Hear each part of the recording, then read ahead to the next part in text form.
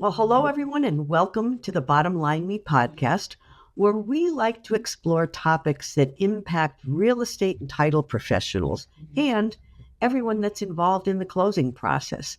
I'm your host, Ann Allard, and today we're tackling an issue that continues to challenge our industry: wire fraud. Joining me today is Tom Cronkright. Tom is the co-founder and executive chairman at CertifID, and he's here to share some key findings from a recent report that CertifID released, highlighting several factors that are contributing to the rise in cybercrime. The report revealed that more than 1 in 4 consumers are targeted by fraud during a real estate transaction, and startling to me that nearly 1 in 20 can fall victim to it.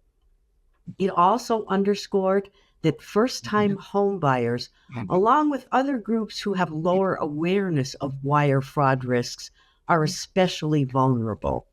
So we've got a lot to cover today.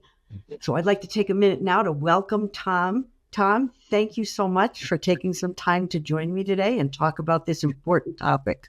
No, Ann, thanks for having me on and just shedding more light on this, what I believe is a very important and ever-trending topic. So very happy to be here.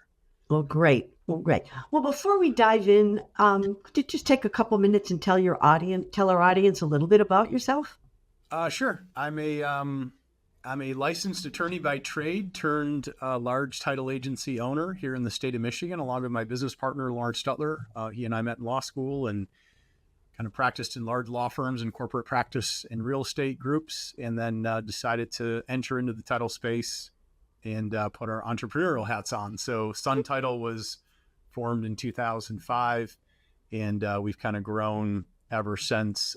Our inflection point with wire fraud took place when our title agency was victimized in 2015, which cost us right around $180,000. So we were kind of early to the party, if you will. Hasn't been a great party, but it allowed us to, I would say, intimately feel the impact of wire fraud personally and professionally.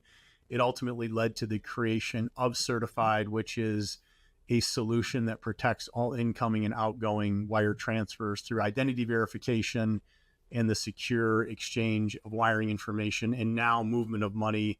We recently purchased payments at the end of last year. So that's kind of a broad, quick brush. Attorney, title agency owner, wire fraud victim, and now we're out just trying to educate and provide solutions that will combat what I believe is the biggest risk in a real estate transaction today is the loss of funds either coming into the transaction or being dispersed from a transaction after closing. It certainly is. And also, again, thank you so much for taking some time to share some of this information with us. I think perhaps a good place for us to start would be understanding the risk. So perhaps you could just give us an overview of some of the key findings in the report and why the first-time homeowner is particularly vulnerable. Yeah, I guess I'd start by just framing the real estate transaction. So the real estate transaction is one of the most visible transactions that bad actors are able to not only identify, but source information on. And not just information on, hey, and if I'm a real estate agent and I list your home, oh, well, Tom, the real estate agent, has a listing and it looks like Ann Allard is the property owner as the seller.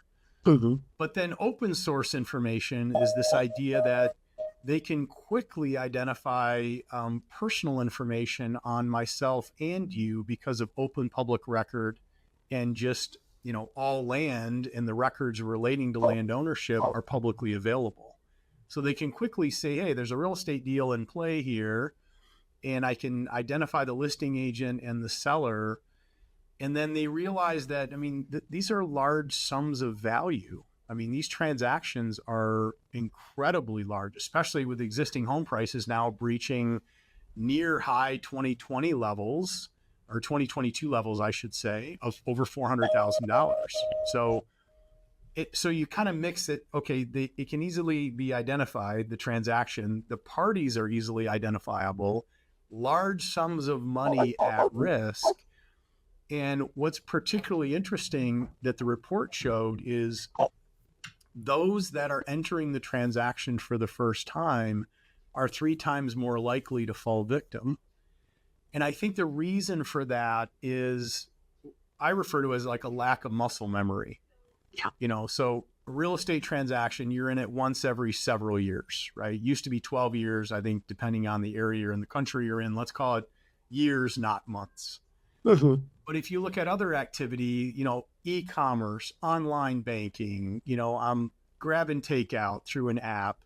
We do that on a very regular basis. So if you saw something out of the ordinary, I saw something from Target this morning, right, that suggested my wife's red card was being reset or something. And I'm like, okay, well, that's a scam. And then they retracted it later this afternoon. So my muscle memory is like, hey, that's not how they communicate.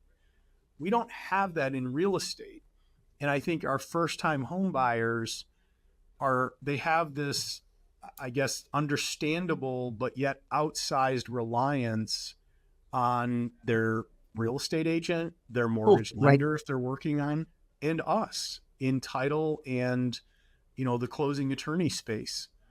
And I think that outsized reliance makes them more vulnerable because they don't know what to do with an email that is saying all the right things, that has all the accurate figures, and is presenting them with wiring or payment instructions to send their money, or their closing could be delayed, or they could lose the house altogether.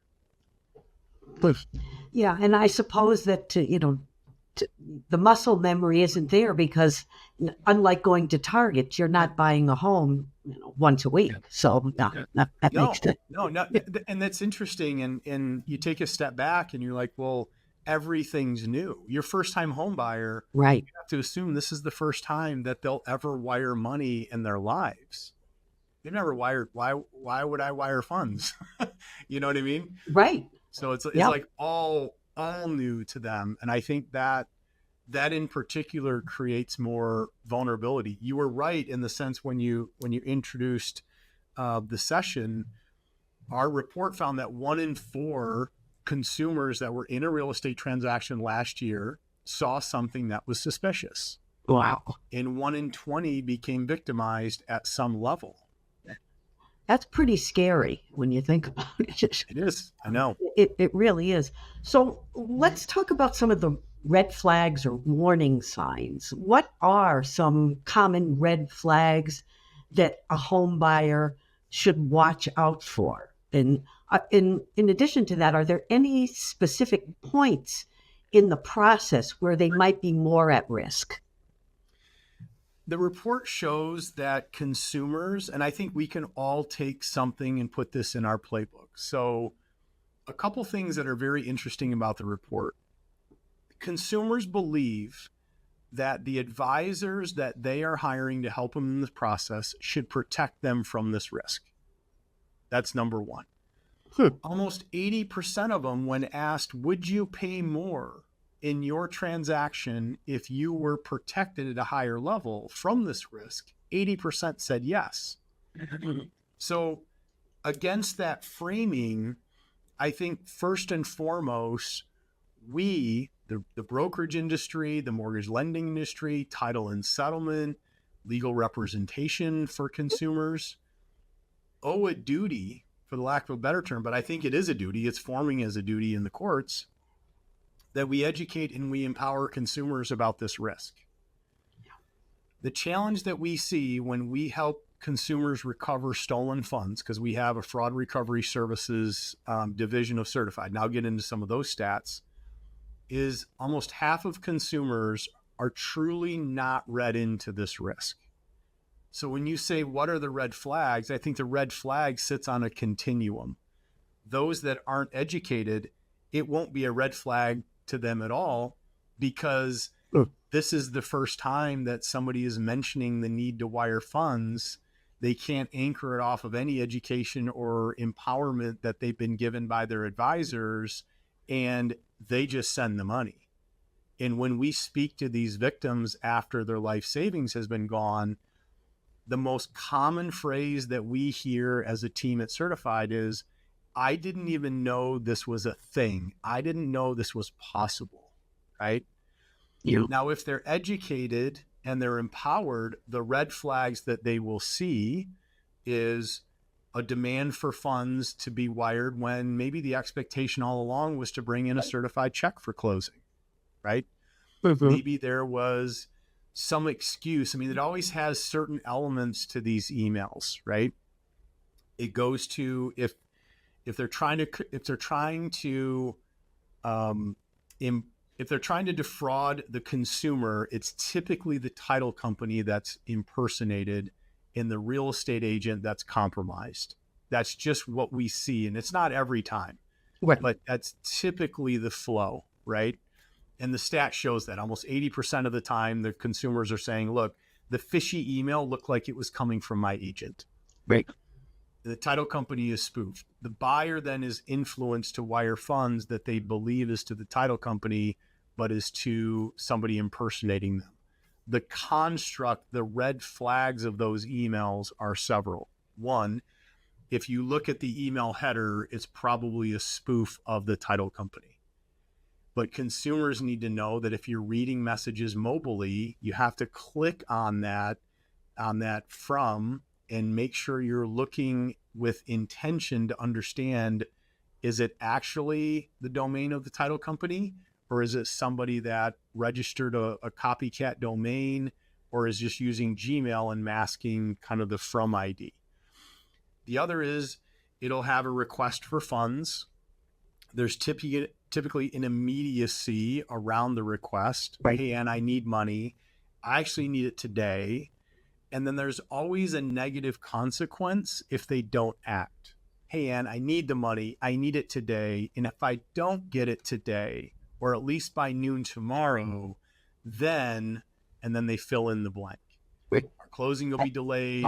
You won't get possession. They could cancel the contract, whatever it happens to be. Mhm. And then in most cases, depending on who they're impersonating, they'll say, hey, and by the way, I'm busy. And if you could just confirm when you send the money, I'll get back with you when I have a minute. Right? Now with generative AI, it's going to the next level. So what that means is if you record 5 to 10 seconds of somebody's voice, and you can find anybody's voice marker online, Great. and I could have my assistant call your office line right now because I know you're not going to pick up, and I could just record it on my iPhone. Hey, I'm Ann. I'm tied up right now. I'll get back with you in a minute. You can put that into a generative AI filter, and you can essentially make that voice say whatever you want it to say. So what we're seeing is these bad actors are impersonating, let's say, a real estate agent. They will then directly drop a voicemail into the client's, let's say the buyer's cell phone. It will show up as a message. They mask the caller ID to look like it's coming from the real estate agent. Right. And the real estate agent says something like, hey, Ann, I hope you're doing well. I know we were planning on a check for closing on Friday. I just got this email from the title company. They're saying for whatever reason, they need a wire because of the amount. And I'm sorry to do this, but you gotta send that out today. I looked at it. I called them. The wire information looks good. So just check your email. I'm in showings the rest of the evening, but I'll call you late tonight or first part tomorrow. But if you could just shoot me a text message and let me know when it went out, then I can at least confirm with the title company.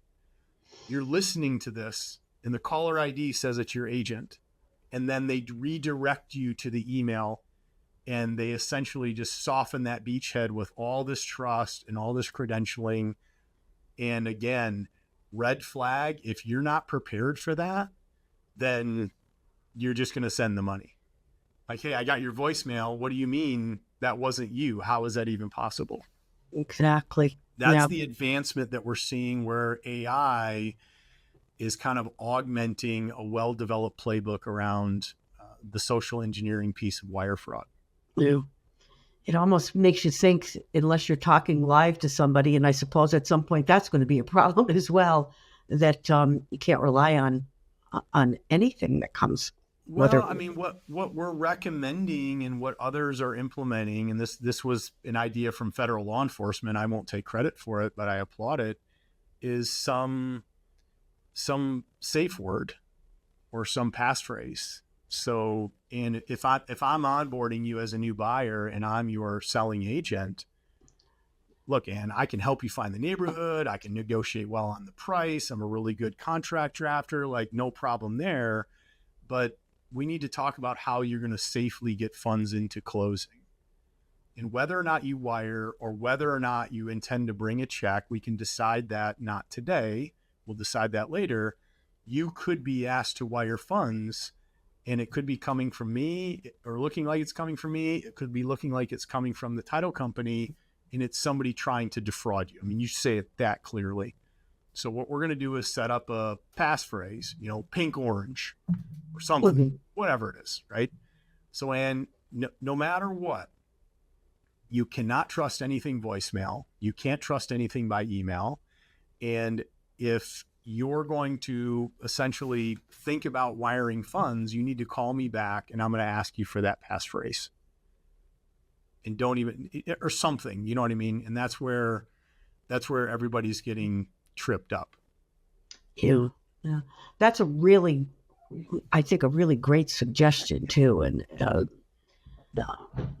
who would have ever thought we'd come to this, but here we are, What's funny to me is that the more we advance through technology and the expectation of digital payments and everything happening in real time, in a lot of ways, we're like going back to these really old school trusted ways that the military and the intelligence community and all of that protected information and confirmed identity at like the last mile before people acted. And I think it's almost like I'm not saying regressing. It's just like we're just looking back at the old ways, because now I can't trust voicemail anymore. Exactly. Pretty soon I won't be able to trust this, Ann, because they can do deep fakes with video in real time now. Right. Yeah. Wow. Geez, my head wants to explode. And as I mentioned, are there any specific points do you think in the process where the risk, escalates or is higher? Well, Yeah. I love your suggestion of having that conversation right up front with your buyer or borrower and setting that up right from the start, because that is probably the best way to educate someone who has not been around this kind of a transaction before. Like I said, as you said at the beginning, it's not like going to Target. So, yeah. No, I think it's a great question. I guess I'd start by saying that they will come at any point in time. They'll come early to try to divert. We helped a gentleman on an earnest money deposit and a cash to close on a seller impersonation fraud recently. So the earnest money deposit was $3,000. The cash to close was just over $50,000 on a vacant parcel state in the South, right? They sat on both sides of it. So this isn't a day before closing or day of closing risk profile. This is a throughout the transaction risk profile. I will say, though, that once you start to send and socialize preliminary closing numbers, the risk profile goes up exponentially. Because now they see an anticipated close date. Now they're starting to see payoff numbers in the shape of prorations and taxes and HOA and things like that. And they can get really pinpointed and close on what that obligation looks like. Yeah, and I can see how someone might let their guard down a little when they get to that point. You're rounding second, heading for third, and then on your way to home. And so I think everything's looking. Yeah, that makes perfect sense. Oh, they're fatigued. I mean, they're rounding home base and they're just limping. I mean, they're fatigued by that point. If you look at statistically, and there've been recent articles on it, just what's the underwriting experience for first-time home buyers for their mortgage? What was it like to try to identify that house, go to 25 showings, miss out on your first 8 offers until you just swing really big on an over asking price, where you have to bring in more cash to close. So I think we have to have a tremendous amount of empathy that these people, especially first-time home buyers, it takes a lot of grit and courage to just get through the process. It sure does. And they prey on that, right? So Yeah. at the last minute, you're saying, I got to wire my money, or I'm going to lose. I'll go back to square one. To your point, they're more susceptible. Yeah. Yep. You talked a little bit about one way to prevent it, or to sort of circumvent it, and that is by setting up that password. But are there any other preventative measures that you could share with us, particularly for first-time home buyers, that they can do to protect themselves? Yeah, first-time home buyers should really, I would think, as part of the due diligence and part of the selection of professionals that they're going to surround themselves with. So you think about, I need a mortgage lender. In a typical deal, I need a mortgage lender. I need a real estate professional that's licensed, and I'll need a closing attorney, or I'll need a title company. And maybe there's both in there, depending on what state you're in and what role they're playing. But the most intimate or close of those relationships is between the buyer and their real estate agent. And I think the buyer, it's almost like your own patient advocate in this way, is that if the buyer sat down and said, okay, I understand that you might be a great agent, Tom, in the earlier example. So, Ann, you're interviewing me, right? But I'm really wondering, what do you do to make sure that my funds are protected and my data is protected and our communications are protected in the process? And I think I would be asking in terms of like email security. Does everyone, that the title company and you and the lender, do they have multi-factor authentication turned on their emails? Do they have a data protection in policy in place? And it might seem silly because I'm trying to buy a house, but if somebody's exposed here, who knows what can happen? And then walk me through how and when I'll be asked to send money for this closing and what success looks like, the timing of it, who would request it, in what increments it would be requested, because that's not what we're not doing. If there was one bookend that says this is what success looks like, and then another bookend is coming in from a fraudster, well, there's something to contrast there.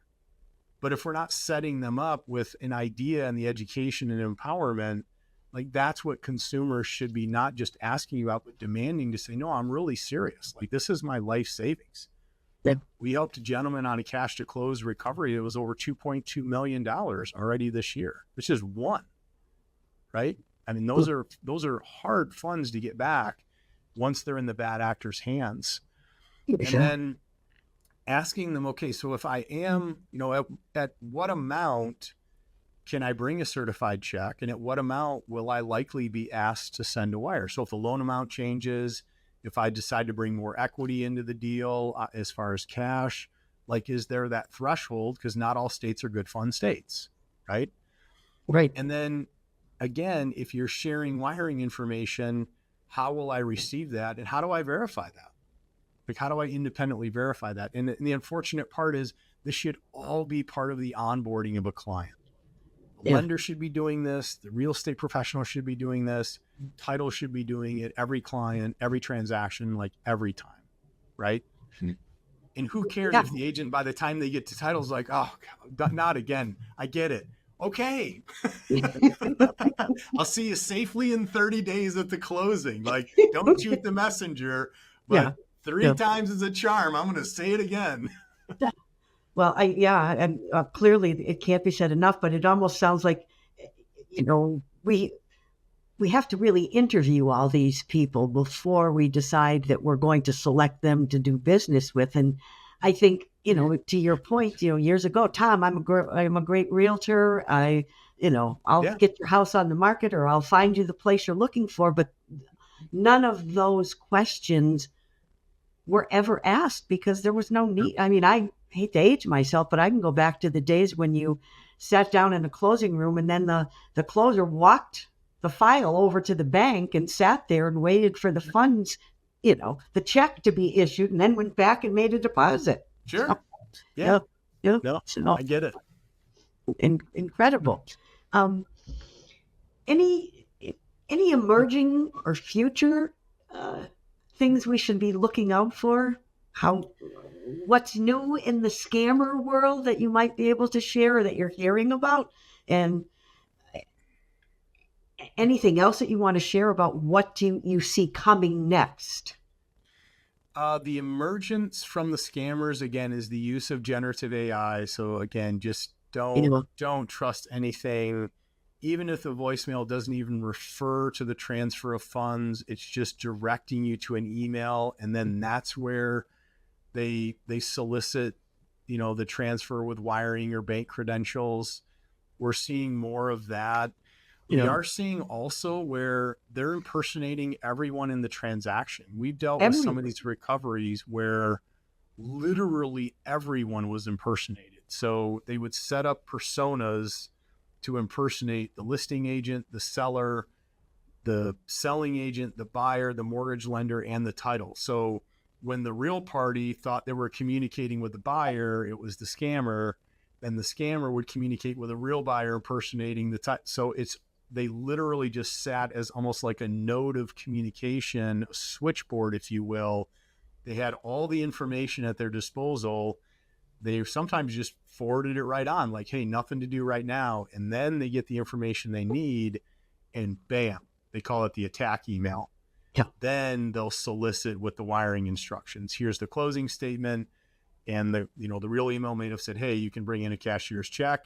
They doctor it up. Here's your closing statement. We need a wire. This is why we need a wire, and we need it in advance of closing, right? Almost 20% of all consumers learned that their money was gone at the closing table based on our report. At the closing table. Oh, boy. And another 30%-ish, it was just before. I mean, you can't learn, and I've been patched into these calls at the closing room, and they're Right. heartbreaking. I think some of the trends that we'll see, money is moving faster than it has in the past. So funds that have been stolen are harder to recover. We've done a great job, and so has federal law enforcement, on information sharing and just the rapid, immediate response to alert receiving banks of potential fraud. We're one of the leading kind of sources of that in the country, the Certified Fraud Recovery Services team. Real-time payments will exacerbate that issue. So when we think about RTP, or real-time payments, that's the new payment rail, the first new payment rail in about 35 years. ACH was the last one.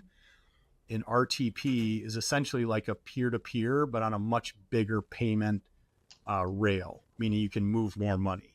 RTP by design will settle in 120 seconds or it's rejected. So the promise of that, Ann, is I have a buyer, I'm a closing agent.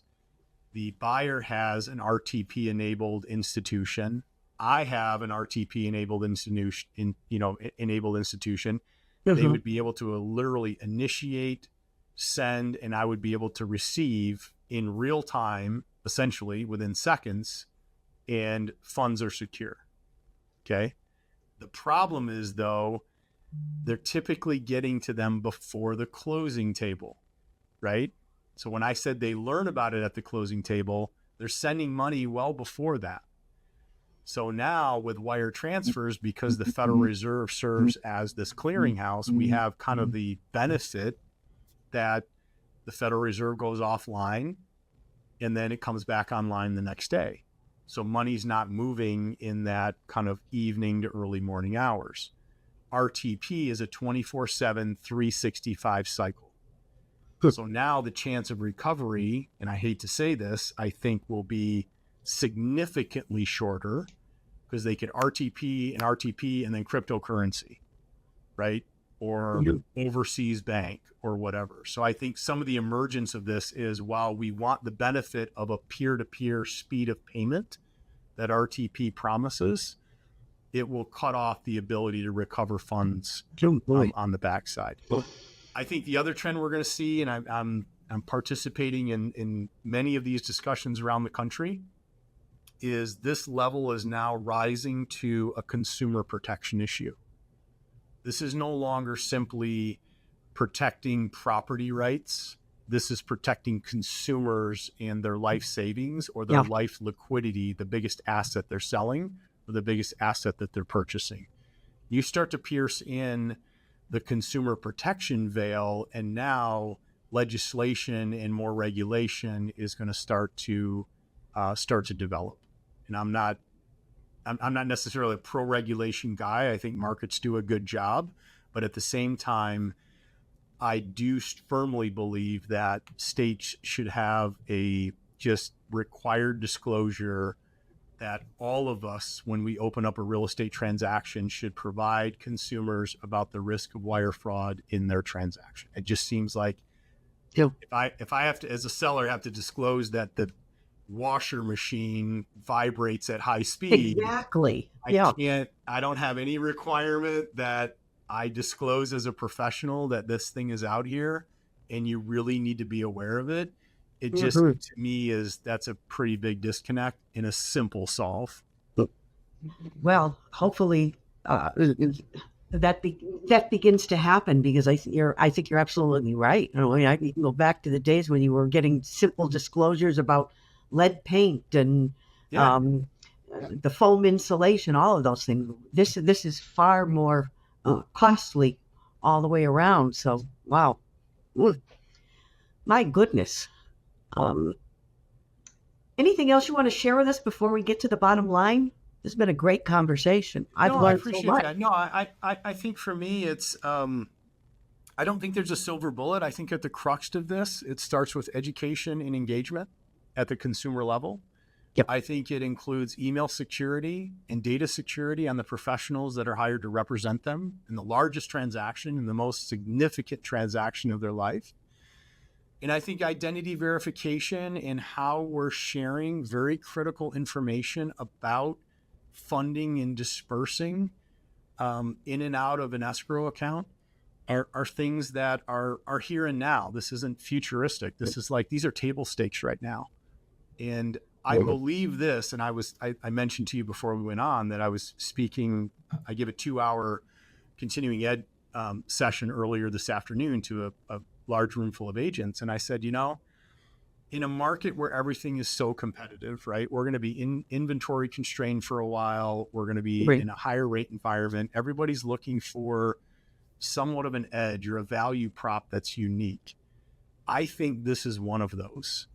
I think the real estate agents listening, this should be part of the narrative, right? Not only am I your guy or gal that can list or find or whatever, right? From a real estate agent and experience perspective, but we're also going to keep you safe in the process. And here are the things that I'm doing. And here are things that my partners are committed to doing on the title side and the mortgage side, if you choose to use them, right? And I think that also has somewhat of a curative effect, because if you're pitching it, you're going to continue to subscribe to it. And I guess the last thing I'd say is this isn't just any one person's problem. It's all of our problems. So all of us need to work together. NAR, the MBA, ALTA, ABA, like any breached account, anybody compromised, you're all exposed. And we just want to provide really great closing experiences. That's what we all want, Exactly. Yeah. Well, I think that's a great bottom line, that we are all in this together and that we've got to support and help each other along the way and educate each other whenever we can. So, Tom, I can't thank you enough for taking some time today to share all this information with us. And we'll have you back again, I'm sure, because there's still more to talk about. But again, thanks for joining me today. And to our audience, always appreciate your joining us. And until we meet again, let's all keep learning, growing, and prospering. Thank you.